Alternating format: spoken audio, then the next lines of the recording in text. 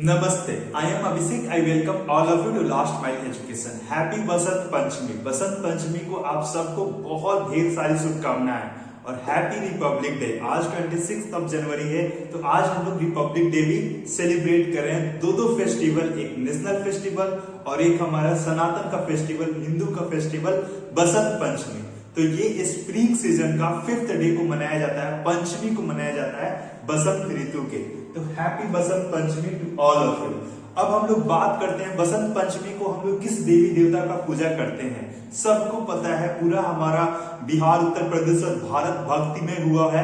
हम लोग माता सरस्वती का पूजा करते हैं। तो माता सरस्वती कहाँ विराजमान होती हैं, इसके बारे में हम लोग बात करेंगे और हम लोग ये भी समझेंगे कि क्या हम लोग जो गाना बजाते हैं डिफरेंट सिंगर्स का आजकल भोजपुरी में थोड़ा बहुत भक्ति बढ़ाते हैं और उसके बाद पूरा अश्लील गाना बजाना स्टार्ट कर देते हैं। तो ये क्या माता सरस्वती जी का पूजा है या फिर माता सरस्वती कहाँ बसती है और कहाँ रहती है, उसके बारे में हम लोग बात करने वाले हैं। और थोड़ा बहुत रिपब्लिक डे के बारे में भी हम लोग बात करने वाले हैं, उसको भी समझने वाले हैं। तो सबसे पहले बसंत पंचमी माता सरस्वती की पूजा आराधना हम लोग करते हैं, पूजा पाठ करते हैं। तो ये माता सरस्वती कहाँ रहती है? ये माता सरस्वती नॉलेज में रहती है, ज्ञान में रहती है। जब भी आप ज्ञान लेते हो, जैसे देखो आप महाभारत के रण को याद करो, अर्जुन और श्री कृष्ण, अर्जुन के हाथ से बाण छूट रहा था। अब अर्जुन पूरा उनका दिमाग सुन्न हो चुका था क्योंकि अपने गुरुजन, अपने प्रियजन उस तरफ थे और उनको मारना था। तब उनको कोई रास्ता नहीं दिख रहा था, तो श्री कृष्ण उनको ज्ञान दे रहे हैं। तो वहां उनके जिह्वा पे, श्री कृष्ण के जिह्वा पे माता सरस्वती विराजमान होती हैं और तब वो अपने रंगभूमि में ज्ञान प्राप्त करते हैं। तो ये माता सरस्वती नॉलेज में होती है, ना कि भोजपुरी गाने में जो अश्लील गाने हम लोग बजाते हैं भसान के दिन पे। ठीक है, म्यूजिक में होती है, संगीत में होती है। हमारे भारतीय संस्कृति और जो भी हमारा सांस्कृतिक संगीत है उसमें एग्जिस्ट करती है, उसमें बसती है माता सरस्वती। हर म्यूजिक में बसती है, उसको दिल तक जाना चाहिए, वो म्यूजिक पायस होना चाहिए, वो म्यूजिक शुद्ध होना चाहिए। इसके साथ साथ आर्ट में बसती है। जो भी आप पेंटिंग, ड्राइंग है, जो भी आप आर्ट फॉर्म कर रहे हो, जो भी आप अपने हिसाब से जैसे गाना गा रहे हो या फिर जो भी पेंटिंग कर रहे हो, उस आर्ट में एग्जिस्ट करती है माता सरस्वती। लिटरेचर में माता सरस्वती एग्जिस्ट करती है, वहां माता सरस्वती रहती है। स्पीच में रहती है, जो भी कोई भाषण दे रहे हैं, जैसे श्री कृष्ण अर्जुन को पूरा स्पीच के माध्यम से ही तो समझा रहे हैं, सुना रहे हैं, तो वहां पे माता सरस्वती बसती है, वहां पे माता सरस्वती विराजमान होती है स्पीचेस में, भाषण में। इसके साथ साथ माता सरस्वती विजडम में रहती है, बुद्धि में रहती है। हम लोग बोलते हैं ना, विद्या बुद्धि दो माता सरस्वती जी। तो वहां पे बुद्धि में, हमारे विजडम में माता सरस्वती एग्जिस्ट करती है, वहां बसती है, ना कि अश्लील गानों में। तो हम लोग को ये समझना चाहिए, एक बार अपने दिमाग को थोड़ा सा इन सब चीजों से, जो भी आजकल चल रहा है हमारे उत्तर प्रदेश और बिहार में, खास कर झारखंड में, तो इन सब चीजों से थोड़ा सा अलग कर और अपने आप को साधना चाहिए कि जो आप किताबें पढ़ रहे हो उसमें माता सरस्वती है, या जो अश्लील गाना बजाया जा रहा है माता सरस्वती का मूर्ति रखकर वहां पे माता सरस्वती है। आप अपना माता सरस्वती कहाँ खोजते हो, कहाँ मानते हो, ये आपको अपने आप से पूछना चाहिए। इसके साथ साथ लर्निंग में माता सरस्वती है। अब लर्निंग में कुछ भी हो सकता है, आप म्यूजिक सीख रहे हो, आप पढ़ाई सीख रहे हो, आप कोई लैंग्वेज सीख रहे हो, इसके साथ साथ आप लाइक ड्राइविंग सीख रहे हो, स्विमिंग सीख रहे हो, साइकिल सीख रहे हो, स्कूटी सीख रहे हो, कुछ भी सीख रहे हो, उसमें माता सरस्वती का पूजा पहले किया जाता है। तो इन सब जगहों पे माता सरस्वती एग्जिस्ट करती है और आप एक पेज, दो पेज हर दिन पढ़ो, उसमें माता सरस्वती होती है। हर दिन माता सरस्वती का पूजा करो। ये एक दिन माता सरस्वती की पूजा करने से माता सरस्वती खुश नहीं होती है, वो हर दिन के पूजा पाठ से बहुत तपस्या से उनको खुश करना पड़ता है और बहुत दिल से उनको खुश करना पड़ता है। तो please go with the each and every day work and please pray to Mata Saraswati कि वो आप पे खुशी हो जाए, आप पे खुश हो जाए। और जब माता सरस्वती खुश होती है तो माता लक्ष्मी को आना ही पड़ता है। ठीक है, तो अब हम लोग बात करते हैं रिपब्लिक डे के बारे में। आज हमारा 26 जनवरी है, रिपब्लिक डे है। आज हम लोग, आज ही के दिन हम लोग अपने संविधान को लागू किए थे। तो आज का दिन हमारे लिए, हमारे देश के लिए बहुत स्पेशल है।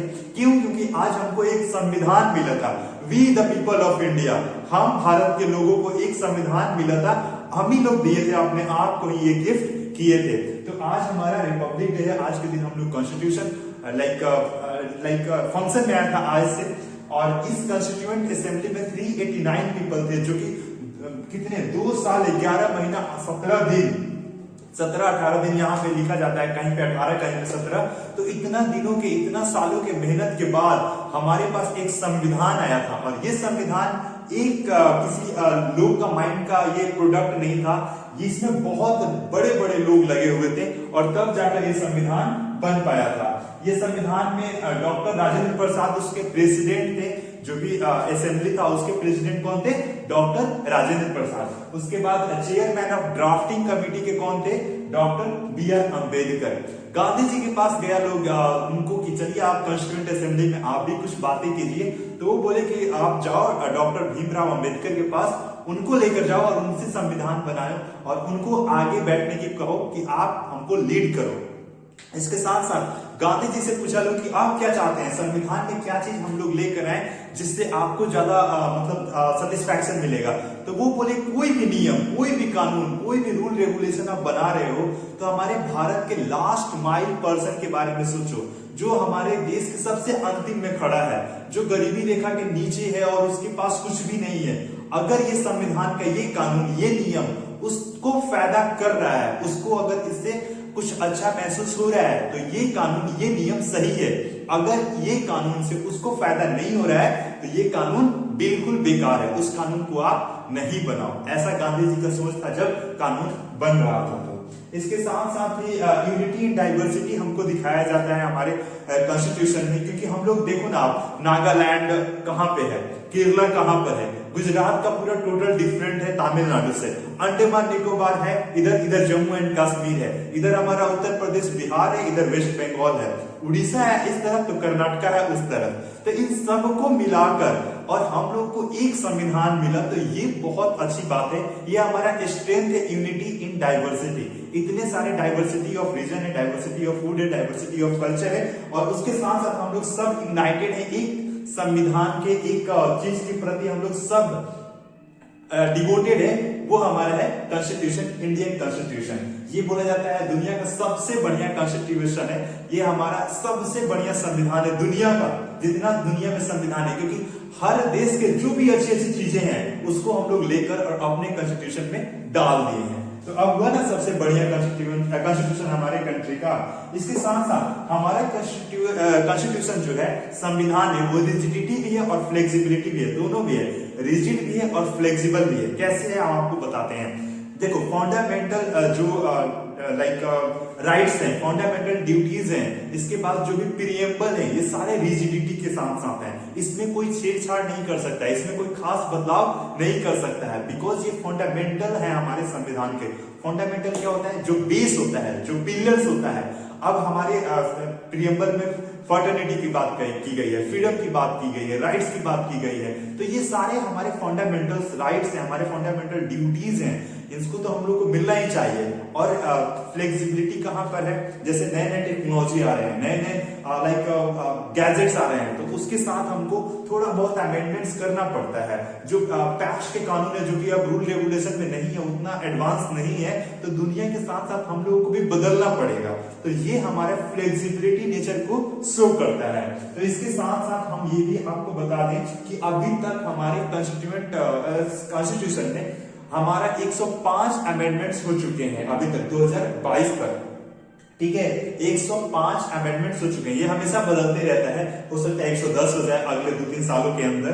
तो ये हमारे संविधान को अलाइव बनाता है, जीवित बनाता है, कि कुछ भी नियम कानून हम लोग नया उसमें डाल सकते हैं, उसको दे सकते हैं। इसके साथ साथ हमारे कॉन्स्टिट्यूशन पे खतरा भी आया। कब?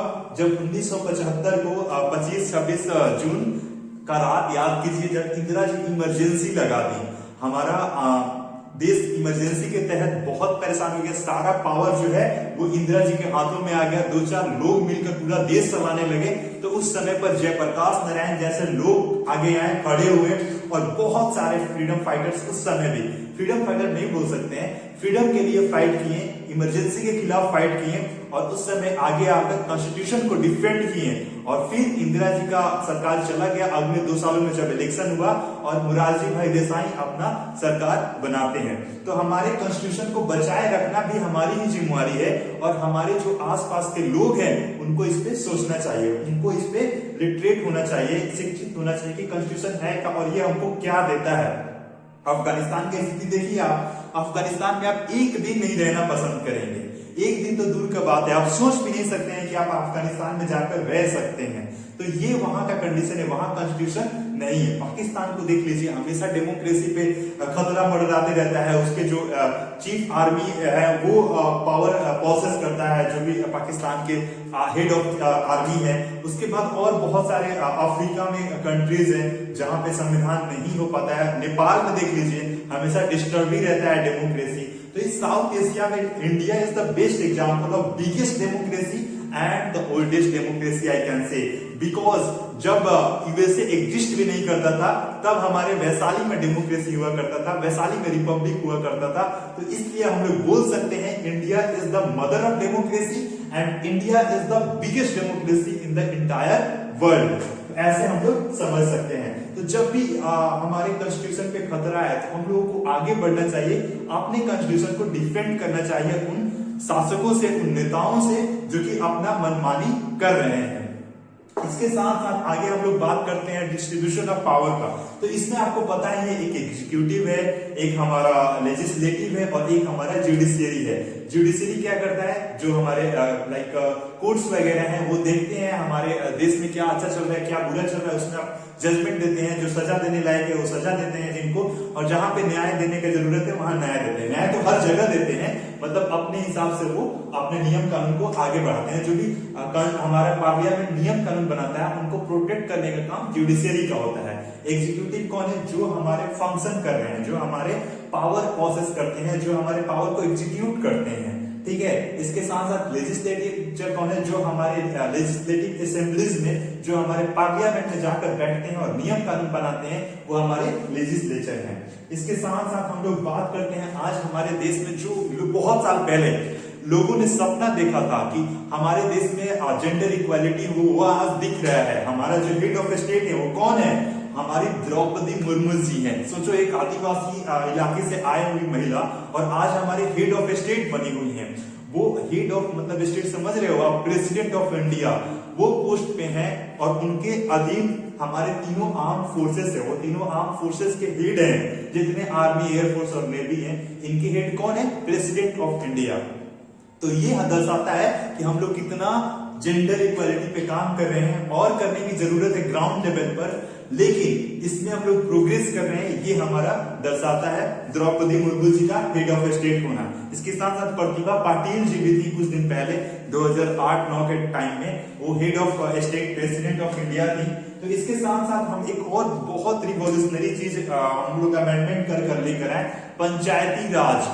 73rd अमेंडमेंट 1992 में पंचायती राज लेकर आए, जिसमें पंचायतों में पावर हो लोगों के पास, उनका अपना अधिकार हो, जहां पे वो काम कर सके, जहां पे वो अपने छोटे मोटे मामले का देख रेख कर सके, कोर्ट में ना जाना पड़े, अपने ही सॉल्व कर सके, उनके पास पैसा हो कि कहां कौन सा काम कराना है। अब आप एक बात बताओ, एक डिस्ट्रिक्ट का अधिकारी ज्यादा अच्छे तरीके से किसी गांव को जान सकता है या फिर जो गांव में रह रहे हैं लोग वो अच्छे तरीके से जान सकते हैं?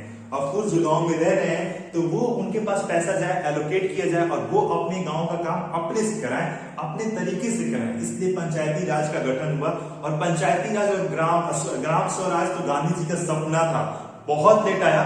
73rd अमेंडमेंट 1992 में आया। गांधी जी कहां 1947 में इसको लाने की बात कर रहे थे और जयप्रकाश नारायण भी इसको पे बहुत जोर दिए थे और बहुत सारे लीडर, विनोबा भावे इस पे बहुत ज्यादा जोर दिए थे कि ग्राम पंचायत को आना चाहिए। ग्रामोदय वो लोग भू दान मूवमेंट वगैरह वगैरह स्टार्ट किए थे।